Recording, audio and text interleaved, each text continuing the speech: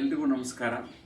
ಆ, ಈ ವಾರದ ಮಾತಿನಲ್ಲಿ ನಾವು ಈ ಕೃಷಿ ಮೇಳಗಳು ಕೃಷಿ ಸಮುದಾಯಕ್ಕೆ ಎಷ್ಟರ ಮಟ್ಟಿಗೆ ಉಪಯೋಗ ಆಗುತ್ತೆ ಅನ್ನೋದ್ರ ಬಗ್ಗೆ ಒಂದಿಷ್ಟು ಮಾತಾಡ್ತಾ ಹೋಗೋಣ. ಇವತ್ತು ಬಹುತೇಕ ರಾಜ್ಯದ ಎಲ್ಲ ಕೃಷಿ ವಿಶ್ವವಿದ್ಯಾನಿಲಯಗಳು, ತೋಟಗಾರಿಕಾ ವಿಶ್ವವಿದ್ಯಾನಿಲಯಗಳು, ಜೊತೆಯಲ್ಲಿ KVKಗಳು ಸ್ಪರ್ಧಾತ್ಮಕವಾಗಿ ಕೃಷಿ ಮೇಳಗಳನ್ನು ಮಾಡ್ತಾ ಇವೆ.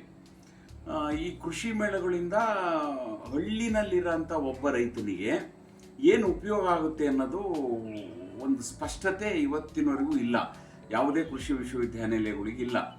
ಇವತ್ತು ಕೃಷಿ ಮೇಳನ ಮಾಡೋ ಉದ್ದೇಶ ಏನು ಅಂತಂದರೆ, ಒಂದು ಆಧುನಿಕ ಕೃಷಿಗೆ ಪೂರಕವಾದಂಥ ಯಂತ್ರೋಪಕರಣಗಳಿರ್ಬೋದು, ಅಥವಾ ಗೊಬ್ಬರಗಳಿರ್ಬೋದು, ಅಥವಾ ಕೆಮಿಕಲ್ಲು ಪೆಸ್ಟಿಸೈಡ್ಸ್ ಇರ್ಬೋದು, ಫಂಗಿಸೈಡ್ಸ್ ಇರ್ಬೋದು, ಅಥವಾ ನಾವು ಉದಾಹರಣೆಗೆ ನಾವು ಹೇಳಬೇಕು ಅಂತಂದರೆ ಸಿಂಪರಣೆ, ಈ ಉದಾಹರಣೆಗೆ ಅಡಿಕೆಗೆ ಸಿಂಪರಣೆ ಮಾಡೋಂಥ ಕ್ರಮಗಳು ಹೇಗಿರ್ಬೋದು, ಈ ಥರದ ಸಿಂಪರಣೆಗಾಗಿ ಅನೇಕ ಉತ್ಪಾದಕ ಕಂಪ್ನಿಗಳು ಮಾಡಿದಂಥ ವಸ್ತುಗಳನ್ನು ಇಲ್ಲಿ ಪರಿಚಯಿಸೋದಕ್ಕೆ ಈ ಕೃಷಿ ಮೇಳಗಳು ಇವತ್ತಿಗೂ ಬಿಂಬಿತವಾಗ್ತಾ ಹೋಗ್ತಿದ್ದಾವೆ.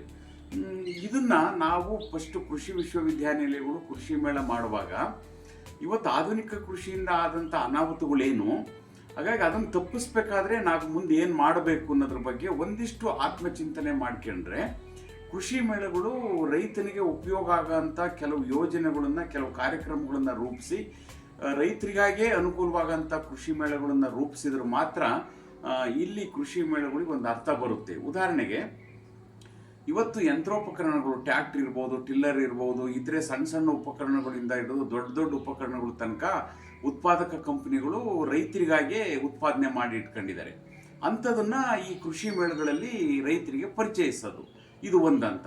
ಇನ್ನೆರಡನೇ ಹಂತ, ನಾವು ಉದಾಹರಣೆಗೆ ನಾವು ಫಂಗಿಸೈಡ್ಸ್ ಇರ್ಬೋದು, ಅಥವಾ ಪೆಸ್ಟಿಸೈಡ್ಸ್ ಇರ್ಬೋದು, ಈ ಥರದ ಕೀಟನಾಶಕಗಳು ಮತ್ತು ಶಿಲೀಂಧ್ರನಾಶಕಗಳ ಸಿಂಪರಣೆಗಾಗಿಯೇ ಅನೇಕ ಡೆಮೋಗಳನ್ನು ಅಲ್ಲಿ ಆ ಕೃಷಿ ಮೇಳಗಳಲ್ಲಿ ಮಾಡ್ತಾರೆ. ಇದರಿಂದ ಆಗಂಥ ಉಪಯೋಗ ಏನು, ಇದುವರೆಗೂ ಈ ಏನಿಗೆ ಮಾಡಿದ್ದಾರೆ ಅಂಥದನ್ನೆಲ್ಲದನ್ನು ನಾವು ರೈತ ಸಮುದಾಯ ಅದನ್ನು ಸಿಂಪರಣೆ ಮಾಡ್ತಾ, ಅದನ್ನು ಉಪಯೋಗಿಸ್ತಾ, ಅದನ್ನು ಪ್ರಾಕ್ಟೀಸ್ ಮಾಡ್ತಾ ಬಂದದ್ದನ್ನು ಯಾವುದೇ ಥರದ ಪರಿಹಾರ ಇವತ್ತಿನವರೆಗೂ ಕಂಡಿಲ್ಲ. ಇದು ಸತ್ಯವಾದಂಥ ಮಾತು. ಈಗ ಇಷ್ಟೆಲ್ಲ ಇರುವಾಗ ನಾವು ಕೃಷಿ ಮೇಳಗಳಲ್ಲಿ ಮತ್ತೆ ಹೇಗೇನು ಮೇಲೆ ಪುನರಪಿ ಅದನ್ನೇ ಪರಿಚಯಿಸ್ತಾ ರೈತರಿಗೆ ತಲುಪಿಸೋಂಥ ವ್ಯವಸ್ಥೆನ ಅವ್ರು ಮಾಡ್ತಾ ಇದ್ದಾರೆ.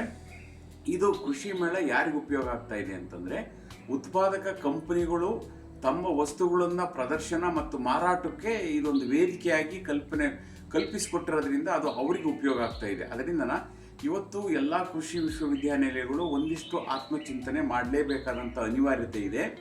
ಆ ಕಾರಣದಿಂದ ಇವತ್ತಿನ ನನ್ನ ವಾರದ ಮಾತಲ್ಲಿ ಇದಕ್ಕೆ ಹೆಚ್ಚು ಒತ್ತು ಕೊಟ್ಟು ನಾನು ಮಾತಾಡ್ತಾ ಇದ್ದೀನಿ.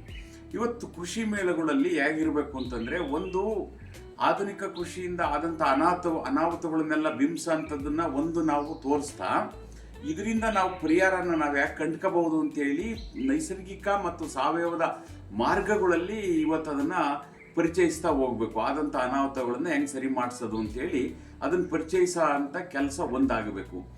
ಇಲ್ಲಿ ಗೋಷ್ಠಿಗಳು ಅಥವಾ ರೈತರಿಗೆ ಪ್ರದರ್ಶನಗಳು ಇದನ್ನೆಲ್ಲ ನಾವು ಮಾಡುವಾಗ, ಒಂದು ವಿಶ್ವವಿದ್ಯಾನಿಲಯ ಮಾಡುವಾಗ ಅದರದ್ದೊಂದು ಮಾಡೆಲ್ನ ನಾವಲ್ಲಿ ಸೃಷ್ಟಿ ಮಾಡಬೇಕಾಗುತ್ತೆ.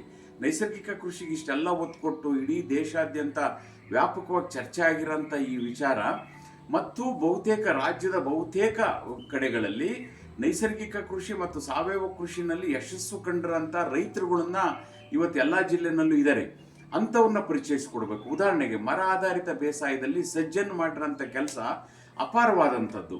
ಅದೇ ರೀತಿ KR ಪೇಟೆನಲ್ಲಿ ನವೀನ್ ಮಾಡಿರೋಂಥದ್ದು, ಅವರು IT-ನಲ್ಲಿದ್ದಂಥ ಒಬ್ಬ ಹುಡುಗ ನಂತರ ಕೃಷಿಗೆ ಬಂದು ಒಂದಿಷ್ಟು ಜಮೀನು ಖರೀದಿ ಮಾಡಿ ಅಲ್ಲಿ ಎಣ್ಣೆಗಾಣ ಹಾಕಿ ಅಲ್ಲಿ ರೈತರಿಂದನೇ ಆ ಉತ್ಪನ್ನಗಳನ್ನು, ಕಚ್ಚಾ ವಸ್ತುಗಳನ್ನು ಖರೀದಿ ಮಾಡ್ತಾ ಅಲ್ಲಿ ರೈತ ಸಮುದಾಯಕ್ಕೆ ಉಪಯೋಗ ಆಗಂತ ಒಂದು ಮಾಡೆಲ್ ಇದೆ. ಈ ಥರಕ್ಕೆ ಉದಾಹರಣೆಗೆ ಬಿಸಿ ರೊಟ್ಟಿ ಮಲ್ಲೇಶಪ್ಪ ಅವರು ಮಾಡಿರೋಂಥ ಸಾಧನೆ ಇದೆಯಲ್ಲ, ಅದನ್ನು ಪರಿಚಯಿಸೋಂಥ ಕೆಲಸ ಆಗಬೇಕು. ಈ ಥರ ಪ್ರತಿ ಜಿಲ್ಲೆನಲ್ಲಿ ವೀರೇಶ್ ಮನುಗುಳಿ ಅವ್ರು ಮಾಡಿರೋಂಥ ಕೆಲಸ, ಎಷ್ಟು ಸ್ವಾವಲಂಬಿಯಾಗಿ ಅವರೆಲ್ಲ ಬದುಕ್ತಾ ಇದ್ದಾರೆ. ಈ ಥರಕ್ಕೆ ಅನೇಕ ಪ್ರತಿ ಜಿಲ್ಲೆನಲ್ಲೂ ಹುಡುಕ್ತಾ ಹೋದರೆ ನಮಗೆ ಒಬ್ಬೊಬ್ಬರಲ್ಲ 5, 6, 10, 15 ಜನ ರೈತರು ಪ್ರಗತಿಪರ ರೈತರು ನಮಗೆ ಕಂಡು ಬರ್ತಾರೆ.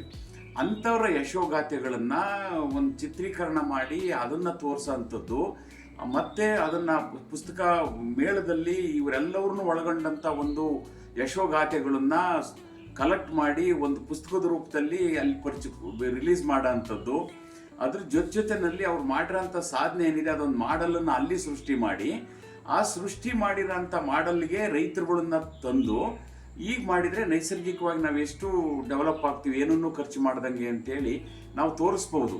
ಉದಾಹರಣೆ ಗೋವು ಆಧಾರಿತವಾಗಿ ನಮಗೆ ಅಳಿಯಾಳದಲ್ಲಿ ಶಿವಣ್ಣ ಅವರು ಎಷ್ಟು ಗೋವುಗಳು, ನೂರಾರು ಗೋವುಗಳನ್ನು ಸಾಕಿ, ಅಷ್ಟು ಪ್ರೀತಿಯಿಂದ ಸಾಕಿ ಅದರ ಉತ್ಪನ್ನಗಳಿಂದ ಅನೇಕ ಉತ್ಪನ್ನಗಳನ್ನು ಮಾಡ್ತಾ ಅವ್ರು ಲಾಭ ಮಾಡ್ಕೊತಾ ಇದ್ದಾರೆ. ಈ ಥರಕ್ಕೆ ಅನೇಕ ರೈತರುಗಳಿದ್ದಾರೆ. ಇವತ್ತು ನಾರಾಯಣ ರೆಡ್ಡಿ ಅವ್ರದ್ದು ದೊಡ್ಡ ಮಾಡಲ್ಲು ಅವ್ರು ಮಾಡಿ ಇವತ್ತು ಇಡೀ ನಾಡಿಗೆ ಪರಿಚಯಿಸಿದರು. ನಾರಾಯಣ ರೆಡ್ಡಿ ಮಾಡಿದಂಥ ಮಾಡಲ್ನ ಅನೇಕರು ಅನುಭವಿಸಿದರು. ಒಬ್ಬ ನಾರಾಯಣ ರೆಡ್ಡಿ ಮಾಡ್ಬೋದಾದಂಥ ಕೆಲಸನ ಒಂದು ಯೂನಿವರ್ಸಿಟಿ ಯಾಕೆ ಮಾಡೋಕ್ಕಾಗಲ್ಲ? ಇದು ಮುಖ್ಯವಾದಂಥ ಪ್ರಶ್ನೆ. ಆ ಕಾರಣಕ್ಕಾಗಿ ಇವತ್ತು ನಾವು ಆತ್ಮಾವಲೋಕನ ಮಾಡ್ಕೊಂತ ಇವತ್ತೆಲ್ಲ ಕೃಷಿ ಮೇಳದಲ್ಲಿ ಏನಿರಬೇಕು ಏನಿರಬಾರ್ದು, ಇವತ್ತು ಅಂತೆಂಥ ಯಂತ್ರಗಳನ್ನು ಪ್ರದರ್ಶನಕ್ಕೆ ಇಡೋದ್ರ ಬದಲಿಗೆ ದೇಶೀಯ ಹಸುಗಳನ್ನು ಪ್ರದರ್ಶನಕ್ಕೆ ಇಡೋವಂಥದ್ದು, ಎಮ್ಮೆಗಳನ್ನು ಪ್ರದರ್ಶನಕ್ಕೆ ಇಡೋವಂಥದ್ದು, ಎತ್ತುಗಳನ್ನು ಪ್ರದರ್ಶನಕ್ಕೆ ಇಡೋವಂಥದ್ದು, ಅಲ್ಲಿ ಸ್ಪರ್ಧೆ ಏರ್ಪಡಿಸ್ಬಿಟ್ಟು ಅವಕ್ಕೆ ಪ್ರೈಸ್ ಕೊಡೋವಂಥದ್ದು. ಅದ್ರ ಜೊತೆನಲ್ಲಿ ಒಂದು ದೇಶೀಯ ಹಸು ಅಥವಾ ಎಮ್ಮೆ ಅಥವಾ ಎತ್ತು ಇದರಿಂದನ ಈ ಜಬ್ಬು ತಳಿ ಹಸು, ಈ ಜಾತಿ ತಳಿ ಏನಿದೆ, ಈ ತಳಿಯಿಂದ ಕೃಷಿಗೆ ಏನೇನು ಉಪಯೋಗ ಆಗುತ್ತೆ ಅನ್ನೋದನ್ನು ಜೀವಾಮೃತ ಮಾಡೋ ಅಂಥದ್ದು, ಅದ್ರ ಜೊತೆನಲ್ಲಿ ಮುಚ್ಚಿಗೆ ಮಾಡೋಂಥ ಕ್ರಮ, ಆಮೇಲೆ ತೇವಾಂಶ ಕಾಪಾಡ್ಕೊಳ್ಳೋಂಥ ಕ್ರಮ, ಬೀಜಾಮೃತ ಮಾಡೋಂಥ ಕ್ರಮ, ಮತ್ತು ನಾವು ಮಣ್ಣನ್ನು ಫಲವತ್ತತೆ ಮಾಡ್ತೀವಿ. ಇವತ್ತು ಮಣ್ಣಿನ ಫಲವತ್ತತೆಯಿಂದ ಏನೂ ಖರ್ಚಿಲ್ದಂಗೆ ಕೋಲಾರದಲ್ಲಿ ಒಬ್ಬ ಅಂಥ ಬರ ಪ್ರದೇಶದಲ್ಲಿ ಅರಿವು ಪ್ರಭಾಕರ್ ಮಾಡಿರೋಂಥ ಸಾಧನೆ ಇದೆಯಲ್ಲ, ಆ ಅಕ್ಟಿ ಸಾಲುಗಳು, ಇವತ್ತು ಅಕ್ಟಿ ಸಾಲುಗಳು ಬಹುತೇಕ ಮರ್ತು ಹೋಗಿದ್ದಾರೆ ಎಲ್ಲರೂ. ಹಾಗಾಗಿ ಅಕ್ಟಿ ಸಾಲುಗಳ ಪರಿಚಯನ ಅವ್ರು ಮಾಡಿಕೊಡ್ತಾ ಇದ್ದಾರೆ. ಈ ಥರಕ್ಕೆ ಅನೇಕ ಜನ ಹೆಸರು ಹೇಳ್ತಾ ಹೋದರೆ ಪ್ರತಿ ಜಿಲ್ಲೆಯಿಂದನೂ 4 ಜನ 5 ಜನದ ಹೆಸರನ್ನ ನಾವು ಹೇಳ್ಬೋದು. ಆದರೆ ಇಂಥವ್ರನ್ನ ಆಯ್ಕೆ ಮಾಡಿ ಇವ್ರು ಮಾಡಿರೋಂಥ ಕ್ರಮಗಳ ಬಗ್ಗೆ ಒಂದಿಷ್ಟು ಬೆಳಕು ಚೆಲ್ಲೋಂಥ ಕೆಲಸಗಳನ್ನ ಮಾಡ್ತಾ ಪ್ರದರ್ಶನಕ್ಕಾಗಿ ಈ ಜಬ್ಬು ತಳಿ ಹಸುಗಳೇನಿದೆ ಇವನ್ನ ಪ್ರದರ್ಶನಕ್ಕಿಟ್ಟು ಅದರಿಂದ ಆಗಂಥ ಉಪಯೋಗಗಳೇನು ಅನ್ನೋದ್ರ ಬಗ್ಗೆ ಚರ್ಚೆಗೊಳಪಡಿಸ್ತಾ ಈ ಥರಕ್ಕೆ ಮಾಡಿದ್ದೆ ಆದರೆ ಭವಿಷ್ಯದ ಕೃಷಿ ಉಳಿಯುತ್ತೆ. ಆ ಕಾರಣಕ್ಕಾಗಿ ಇವತ್ತು ನಾವು ಭವಿಷ್ಯದ ಕೃಷಿ ಶಾಶ್ವತವಾಗಿರಬೇಕು ಅನ್ನೋದಾದರೆ, ಸುಸ್ಥಿರವಾಗಿರಬೇಕು ಅಂತಾದರೆ ಇವತ್ತು ಯೂನಿವರ್ಸಿಟಿಗಳು ಈ ಥರದ ಕೃಷಿ ಮೇಳಗಳಲ್ಲಿ ಮೊದಲನೇ ಹಂತದಲ್ಲಿ ಈ ಥರದ ಬದಲಾವಣೆಗಳು, ಮುಂದಿನ ದಿನದಲ್ಲಿ ಈ ಥರದ್ದು ಏನಾದ್ರು ಬದಲಾವಣೆಗಳು ಆದರೆ ಕೃಷಿ ಮೇಳಕ್ಕೊಂದು ಅರ್ಥ ಬರುತ್ತೆ.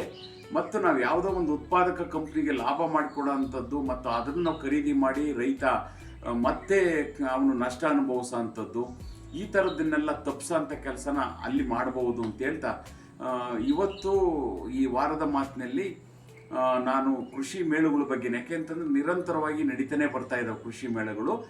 ಮತ್ತು ಕೋಟ್ಯಾಂತರ ರೂಪಾಯಿ ಇಲ್ಲಿ ಹಣನೂ ವ್ಯಯ ಆಗ್ತಾ ಇದೆ. ಹಾಗಾಗಿ ಇದೆಷ್ಟು ವ್ಯಯ ಆಗೋಂಥ ಹಣನ ಸದುಪಯೋಗ ರೈತನಿಗೆ, ಒಬ್ಬ ಹಳ್ಳಿನಲ್ಲಿರೋಂಥ ಒಬ್ಬ ರೈತನಿಗೆ ಹೇಗೆ ಉಪಯೋಗ ತರಬಹುದು ಅನ್ನೋದ್ರ ಬಗ್ಗೆ ಒಂದಿಷ್ಟು ಚಿಂತನೆಗಳನ್ನು ಯೂನಿವರ್ಸಿಟಿಗಳು ಮಾಡಿದರೆ ಒಳ್ಳೆಯದು ಅಂತ ಹೇಳ್ತಾ ಇವತ್ತಿನ ಮಾತು ಮುಗಿಸ್ತಾ ಇದ್ದೀನಿ. ಇವತ್ತಿನ ಈ ಎಪಿಸೋಡು ನಿಮಗೆ ಇಷ್ಟವಾಗಿದ್ದರೆ ನಿಮ್ಮ ಅಭಿಪ್ರಾಯನ ಸ್ಪಷ್ಟವಾಗಿ ನನಗೆ ತಿಳಿಸಿ. ಅದ್ರ ಜೊತೆಯಲ್ಲಿ ಯಾರು ಸಬ್ಸ್ಕ್ರೈಬರ್ ಆಗಿಲ್ಲ ಅವರೆಲ್ಲ ಸಬ್ಸ್ಕ್ರೈಬರ್ ಆಗ್ತಾ ಈ ಚಾನಲ್ನ ನೀವು ಬೆಳೆಸಿ. ಅದ್ರ ಜೊತೆಯಲ್ಲಿ ಈ ಮೂಲಕವಾಗಿ ನಾವೆಲ್ಲ ಸೇರಿಬಿಟ್ಟು ನೈಸರ್ಗಿಕ ಕೃಷಿ, ಸಾವಯವ ಕೃಷಿ, ಸುಸ್ಥಿರ ಕೃಷಿ, ಸಮಗ್ರ ಕೃಷಿನ ನಾವು ಶಾಶ್ವತವಾಗಿ ಉಳಿಸೋಂಥ ಕೆಲಸ ಮಾಡೋಣ ಅಂತ ಹೇಳ್ತಾ ಈ ಮಾತು ಮುಗಿಸ್ತಾ ಇದ್ದೀನಿ. ಎಲ್ರಿಗೂ ನಮಸ್ಕಾರ.